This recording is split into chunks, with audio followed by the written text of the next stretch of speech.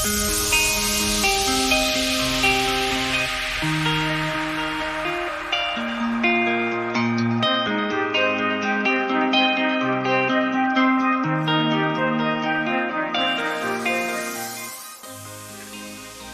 guys, welcome to the next episode of the Adventures of Artemis and Athena.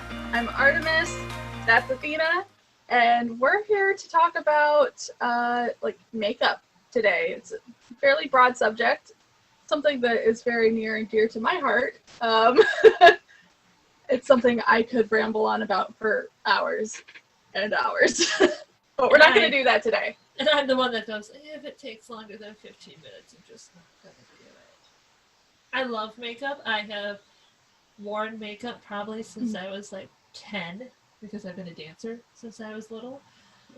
But even then, it was like, at the age of 10, I was like, if it's not done in 15 minutes, I don't want to wear it anymore. I'm gone. Bye. Which, if stage makeup takes a little bit longer than that, but... I know for me, it's been the forefront of my career since I was like 16. It's always been something that I've been drawn to. Started with like special effects makeup when I was 16. Scared the living daylights out of my mother. I learned how to do like gashes with black eyeliner and red lip liner. And we had a few scares. It was fine. But yeah, started. That pretty much became my career. So. And there is a whole huge industry around it, because if you think about it, people wear it all the time. Society has conditioned women to specifically wear it. It is a trillion-dollar industry. Yeah. Because it's a self-expression, and especially in recent years, I think us younger generation, millennials, Gen Zers, have really taken it and reinvented it, whereas previous generations, it was, you have to wear it to be presentable, you have to wear it to attract someone to marriage, you have to wear it to just be a human. Whereas now we have taken it and said, no, you don't have to. You don't have to if you don't want to. Wear any, but it is a self-expression. You can change it up every day. You can be as wild and crazy as you want, and it's beautiful. And because it's an art form, and normally Athena and I are pretty women-centric here on this channel, but I want to give a shout out to all of the men who are now saying, I want to wear it. And it's valid, and there is nothing wrong with saying, okay, I want to take care of myself. And I think that is something that is completely different from older generations. A little eyeliner, a little kohl in the summer, a little blush, a little skincare. Foundation. Yeah. Skincare, guys, it's always a good thing. Sunscreen. I do use a sunscreen in my foundation. I am a Scottish kid, so sunscreen is important.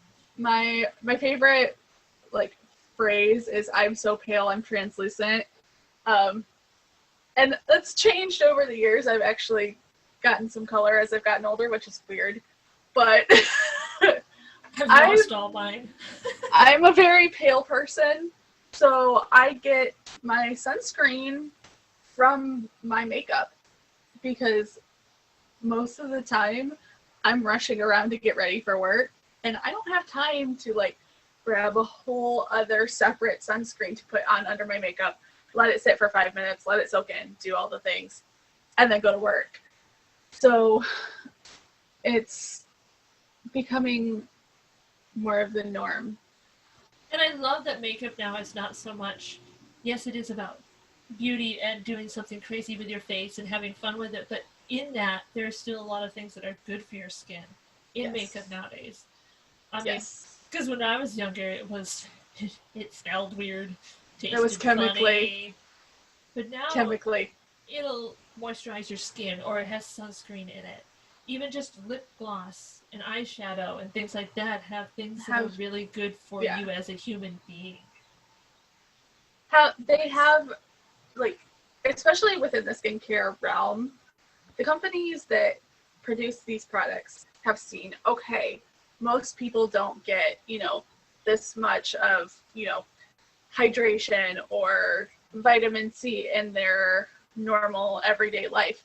Let's put that in there so that they get what they need to be healthy, but it still, gives us the profits of selling a product, which I think as a $1 trillion industry is very smart.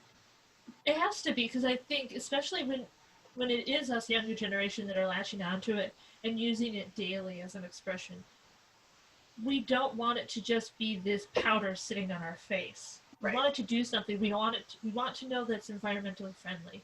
We Yes. want to make sure that animals are not being tested, that there's not these weird chemicals that down the line are going to give us some sort of cancer.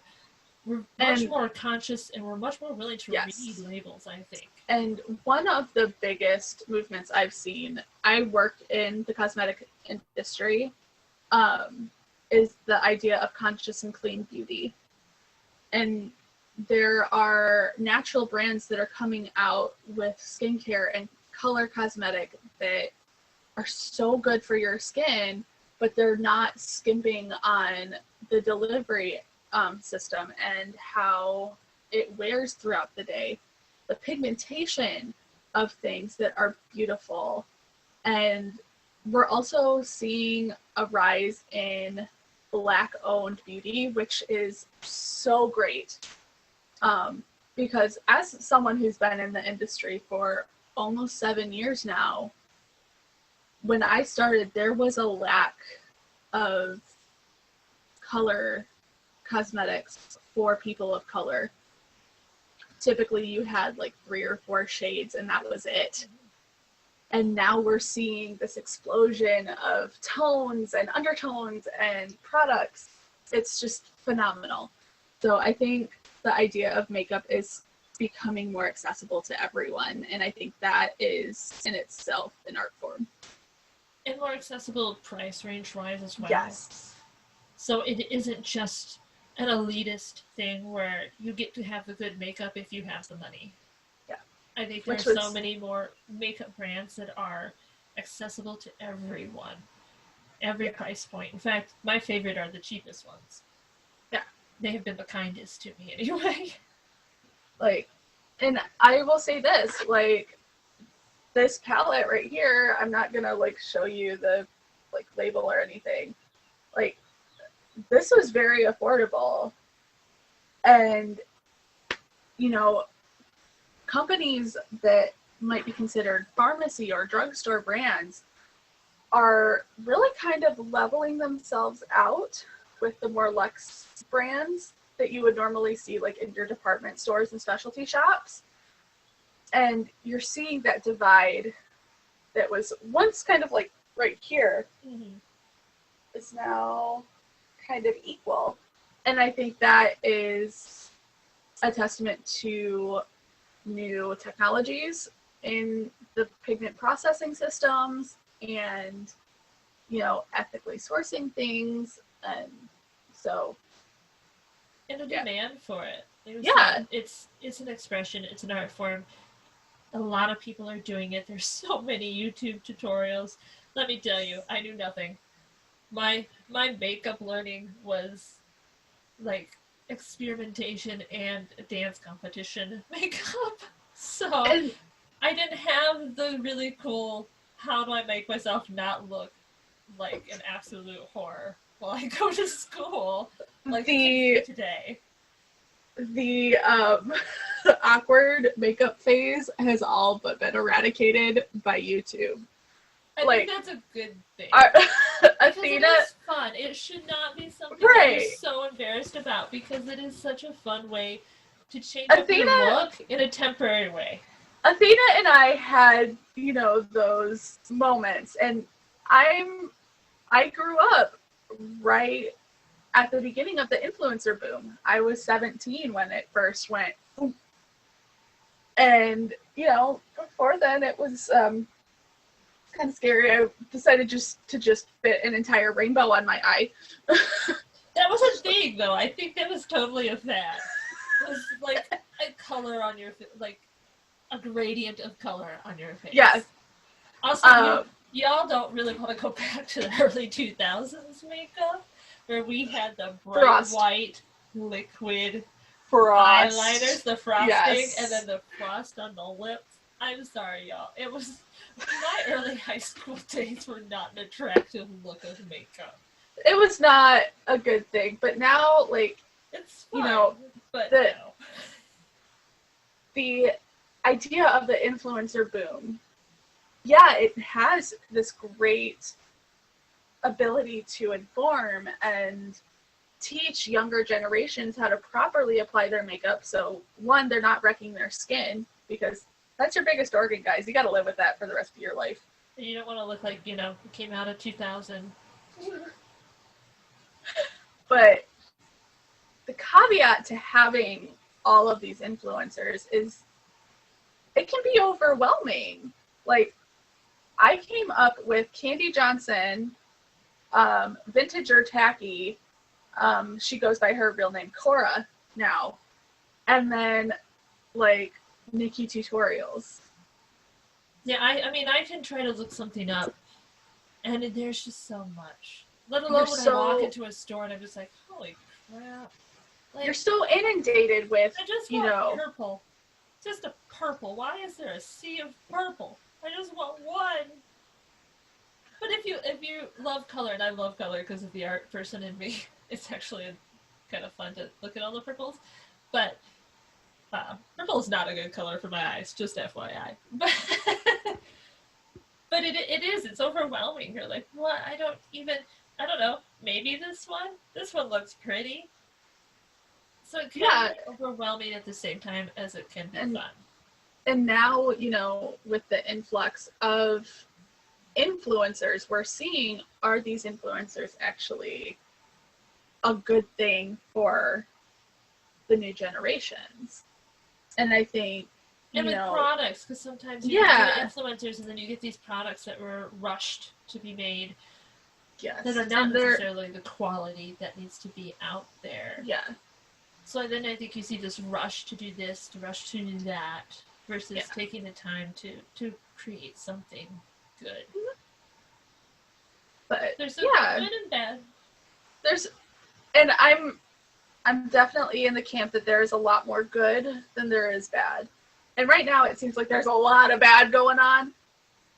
But the good is there. You just need to know how to look for it. And I think that is also an issue, is, where we're so inundated, how do you find what is right for you? And I think the answer is that is you just play. Yeah, because I could take quizzes all day long. And I love a good quiz. And it never works out. And it does take getting this random color. I'm going to still use purple because I used it before. This random purple. And putting it on my face and going, ooh, yeah, we ain't going outside with this. This is bad. And then taking a different purple and putting it on and going, that's the better tone. Color. Yeah. And that's what I think is so great, that it is so temporary, is that you can put it on your face, and if it doesn't look good, you can wash it off. Yeah. You're not stuck with something like tattoos or piercings. And I love tattoos. I have them. I'm just saying that if you're experimenting with makeup, it's something that is temporary, and you can change it from day to day and how you feel. And, there might be some days where you're like, I want to do an entire face of makeup. And then the next day you're like, I spent way too much time doing that. I want nothing. I'm going to go nothing. Blank. And I will say this, Jeremy Renner, who y'all know as Hawkeye from the Avengers movies, was a makeup artist before he hit it big with the movies. And I think he was talking with Ellen. Yes, it's one of my favorite interviews. He goes, I used to be a makeup artist. It's 5 minutes. Brows, lashes, and lips. Frame the face. You're done. And I can't even begin to tell you how many times I followed that. And I work in the industry, and I'm like, I don't feel like doing it. So I I think there's a lot to be said about simplicity, but also using it as the art form as a way to express your creativity. Mm-hmm. Like, it's not so much as here's this camp, here's this camp, here's this camp. It's an entire spectrum of abilities and colors and everything. It's just a huge, like, I don't know. Like, And you can run the spectrum. Yeah. All day. All just a week. slider bar. You could be like, I don't want nothing, and then at the end of the week be like full on ready to take on anything because you've got layers of face paint on. Yeah. Which I tend to do a little bit more than most people because I came up through the special effects world. So I tend to go a little heavy-handed. I do not. I literally right now have eyeshadow on, a little bit of concealer because I have allergies, so I do have dark circles. And I put lip gloss on because my lips are chapped. That is legit it. But there's something to be said about the creative aspect of it and how you can make a career out of it. Mm-hmm. There are people who make a living just designing a look for, TV or theater or movies. There's a whole world around even just creating. Mm-hmm. And that's how I started. I start by drawing everything before even attempting things. That way I've got, everything I need. So it's a way to create without being permanent. Right. Yeah, makeup. Yay. So experiment, play, and don't let it overwhelm you because at the end of the day it's washable. And it's fun. Yay! Great! Yay, so we did it. So that's our makeup talk. Next week, I don't know what we'll be back with, but we'll be back with something. But yeah. So stick around. Us. Comment. Hit that like. Hit us up. We love a good shout out. Yes. And we'll be back with some more art and women. Yeah. Thanks, guys. We'll see you soon.